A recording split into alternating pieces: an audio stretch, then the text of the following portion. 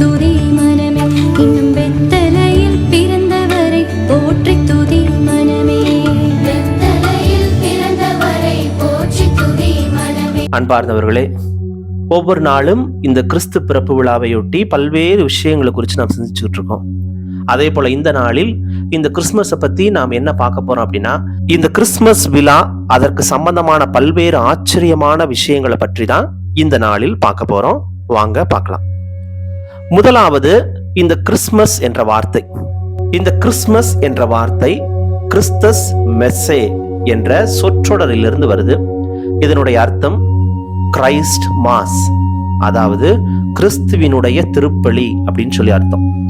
அதே போல இந்த கிறிஸ்துமஸ் அப்படிங்கிற வார்த்தையை எழுதும் போது எக்ஸ்மஸ் அப்படின்னு சொல்லி எழுதுவாங்க. இது ஒரு நவீன உலகோடைய வார்த்தை இல்லமா. இது எப்ப தொடங்குச்சு அப்படின்னா 16ஆம் நூற்றாண்டிலேயே இந்த ஒரு வார்த்தை பழக்கத்துல இருந்துச்சு. இந்த எக்ஸ் அப்படிங்கிற வார்த்தை எதை குறிக்குது அப்படின்னா, இது ஒரு கிரேக்க வார்த்தை.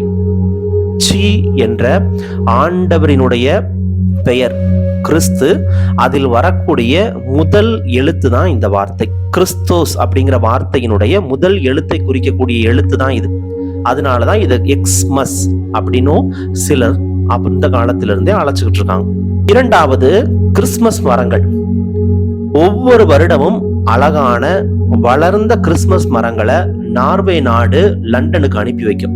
அந்த மரங்களை டிராஃபல்கர் ஸ்கொயர் என்ற இடத்துல வச்சு அதை அழகான விளக்குகளால ஜோடிக்கிறாங்க.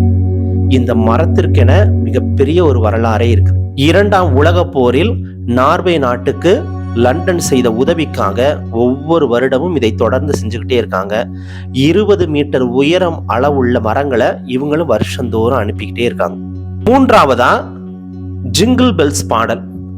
நம்ம எல்லோருக்குமே கிறிஸ்துமஸ் அப்படின்னு ஞாபகம் வந்தாலே இந்த ஒரு பிரபலமான ஒரு பாடலுமே ஞாபகம் வரும். ஆனா இந்த பாடலினுடைய வரலாற்றை பார்த்தோம் அப்படின்னா, இது ஒரு கிறிஸ்து பிறப்பு பற்றிய பாடலே கிடையாது. 1850ஆம் ஆண்டு ஒன் ஹார்ஸ் ஓப்பன் ஸ்லை என்ற தலைப்புல அமெரிக்கன் ஹாலிடே என்ற ஆல்பத்துல இடம்பெற்ற பாடல் தான் இந்த ஒரு குறிப்பிட்ட பாடல்.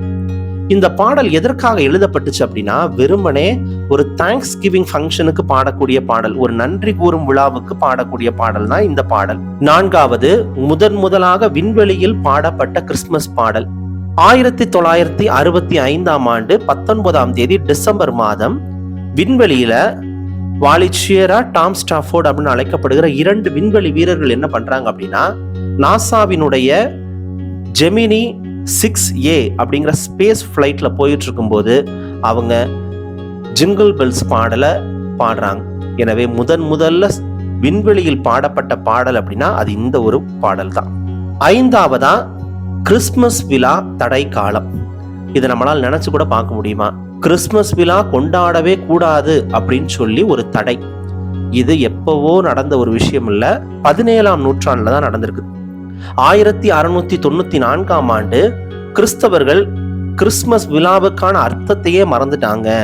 அதனால பிற இன மக்களுடைய விழாவையும் அதனுடைய அர்த்தத்தையும் எடுத்து இந்த கிறிஸ்து பிறப்பு விழாவில் இணைச்சு கொண்டாடுறாங்க அப்படின்னு சொல்லிட்டு இங்கிலாந்து நாட்டுல கிறிஸ்துமஸ் விழாவை தடை செய்யறாங்க. இதற்கான விடுமுறை கொடுக்கல, இதற்காக எந்த ஒரு விழாவையுமே கொண்டாடாம அந்த அரசு தடுக்குது. 20 வருடங்களுக்கு பிறகு இதனுடைய தடையை நீக்குறாங்க. ஆறாவதாக, சாந்தா கிளாஸ். நம்ம எல்லோருக்குமே கிறிஸ்துமஸ் விழாவில் இந்த கிறிஸ்துமஸ் தாத்தா சாந்தா கிளாஸ் மிகவும் பிடித்தமான ஒரு விஷயம். ஆனா இந்த சாந்தா கிளாஸ் அணியக்கூடிய இந்த சிவப்பு நிற ஆடை, அவர் பின்னாடி வச்சிருக்கிற அவருடைய பேக், தொப்பி, தாடி, இப்படிப்பட்ட ஒரு உருவத்தை யார் உருவாக்குனா அப்படின்னு சொல்லி பார்க்கும்போது, இந்த சாந்தா கிளாஸினுடைய தற்போதைய உருவம் உருவாக முக்கியமான காரணமாக இருந்தது கொக்கோ கோலா கம்பெனி. 1931ஆம் ஆண்டு விளம்பரத்திற்காக ஹேடன் சன்ப்ளாம் என்று அழைக்கப்படுகிற விளம்பர இயக்குனரை மகிழ்ச்சியாக இருக்கக்கூடிய ஒரு மனிதர் எல்லாருக்கும் பரிசுகளை கொடுப்பது போல ஒரு உருவத்தை வரைஞ்சு அவங்களுடைய பத்திரிகைக்கு கொடுக்க சொல்லியிருக்காங்க. அப்ப அவர் கொக்கோ கோலா கம்பெனிக்காக உருவாக்கிய ஒரு உருவம் தான் இந்த சாண்டா கிளாஸினுடைய ஒரு உருவம்.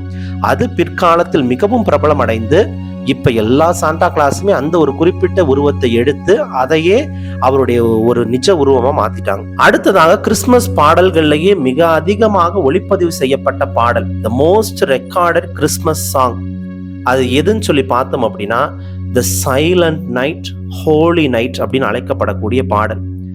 733 வித்தியாசமான இசையில் 1978ஆம் ஆண்டிலிருந்து இதற்குரிய காப்பிரைட் செய்யப்பட்டு இன்று வரை பல்வேறு மொழிகளில் இது மொழி மாற்றம் செய்யப்பட்டிருக்குது. அத்தனை விதமான இசை கோர்ப்புகளையும் இது வச்சிருக்குது. 8வதாக சாண்டா கிளாஸ்க்கு லெட்டர் எழுதக்கூடிய ஒரு பழக்கம். இந்த ஒவ்வொரு வருடமும் கிறிஸ்துமஸ் தாத்தாவுக்குன்னு ஆயிரக்கணக்கான கடிதங்கள் உலகம் முழுவதிலும் எழுதப்படுது. இப்படி பல்வேறு கடிதங்களை பார்த்த கனடா அரசு என்ன பண்ணுது, அந்த கனடா தபால் துறையில் வேலை பார்த்த சிலர் அதற்கு பதில் எழுத தொடங்குறாங்க. இப்படி பதில் எழுதும் போது இப்படி எழுதி இது ஒரு மிகப்பெரிய ஒரு இயக்கமா உருவாகி பல்வேறு குழந்தைகள் அவங்களுடைய ஆசைகளையும் கனவுகளையும் சாந்தா கிளாஸ்க்கு எழுதி அனுப்புறாங்க. அப்படி அதை பெறுவதற்குனே இப்போது சாந்தா கிளாஸ்க்குன்னு தனியாக ஒரு பின்கோடு நம்பரையே உருவாக்கி இருக்கிறாங்க. அந்த பின்கோடு நம்பர் என்னன்னா HOHOHO. எனவே யாருக்காவது உங்களுக்கு சாண்டா கிளாஸ்க்கு லெட்டர் எழுதணும்னு சொன்னா கனடா நாட்டை போட்டு இந்த பின்கோடு நம்பரை எழுதி அனுப்புனீங்கன்னா கண்டிப்பா உங்களுக்கும் பதில் கடிதம் வரும். அடுத்ததாக கிறிஸ்துமஸ் விழாவில் ஏற்பட்ட கவனக்குறைவால் ஏற்பட்ட பாதிப்புகள். உலகம் முழுவதும் இந்த கிறிஸ்துமஸ் விழா அப்படின்னு சொல்லி வந்தாலே அதை குறித்து இருக்கிற பல்வேறு ஆடம்பரங்கள், வண்ண விளக்குகள், மிக உயர்ந்த மரங்கள் இப்படின்னு சொல்லி ஏகப்பட்ட டெக்கரேஷன் உலகம் முழுவதும் செய்யப்படுது. அப்படி செய்யப்படுகிற அலங்காரங்களினாலும் வண்ண விளக்குகளினாலும் மேலிருந்து கீழே விழுகிறவங்க, அதே போல இந்த அலங்காரம் செய்யும் போது அந்த மின்சாரத்தால பாதிக்கப்படுறவங்க, தீயால பாதிக்கப்படுறவங்க அப்படின்னு சொல்லி உலகம் முழுவதும் பல்வேறு மக்கள் பாதிக்கப்பட்டிருக்காங்க. குறிப்பிடத்தக்க வகையில இந்த காய்ந்து போன கிறிஸ்துமஸ் மரங்களால் மட்டும் வருடத்திற்கு 260 தீ விபத்து உருவாகிறது.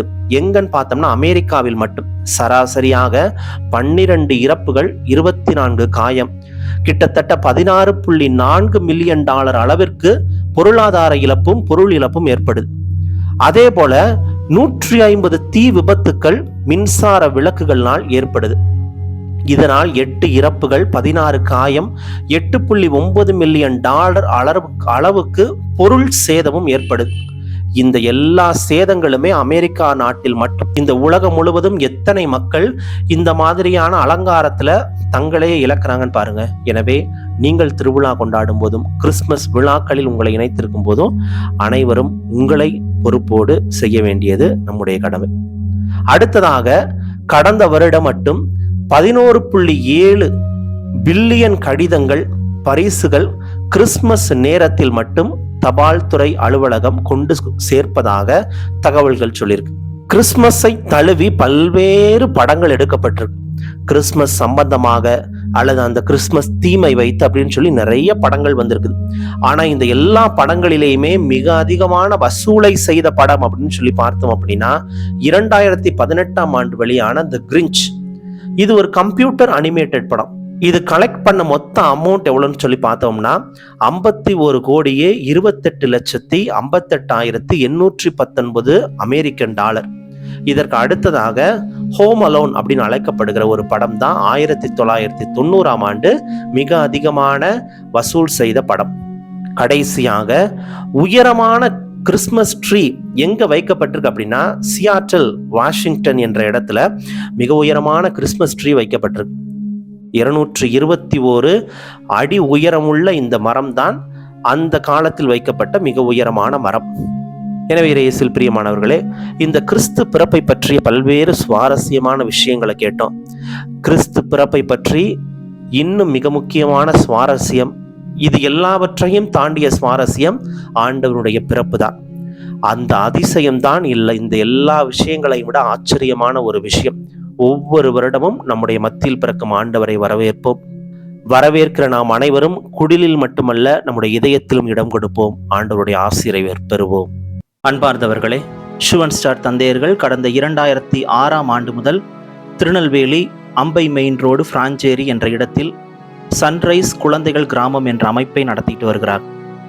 தாய், தந்தை மற்றும் உறவுகளை இழந்தும் சமுதாயத்தில் கைவிடப்பட்ட நிலையில் இருக்கும் குழந்தைகளின் வாழ்வில் புது வாழ்வையும் புது வசந்தத்தையும் கொண்டு வர இந்த தந்தையர்கள் உழைத்து பல்வேறு குழந்தைகளுடைய வாழ்வில் புதிய ஒளியை ஏற்றிருக்கிறாங்க. இந்த கிறிஸ்துமஸ் நேரத்தில் நீங்களும் இந்த குழந்தைகளின் முகத்திலும் உள்ளத்திலும் மகிழ்ச்சியை கொண்டு வரலாம். நீங்கள் செய்யும் சிறிய பண உதவி இவர்களுக்கு பேராதரவாக அமையும். இவர்களை தொடர்பு கொண்டு உதவ உங்கள் ஸ்கிரீனில் தெரிகின்ற எண்ணுக்கோ அல்லது டிஸ்கிரிப்ஷனில் காணும் தகவல்களுக்கு தொடர்பு கொள்ளுங்கள். கிறிஸ்மஸ் மகிழ்ச்சியை பகிர்ந்து கொள்ளுங்கள்.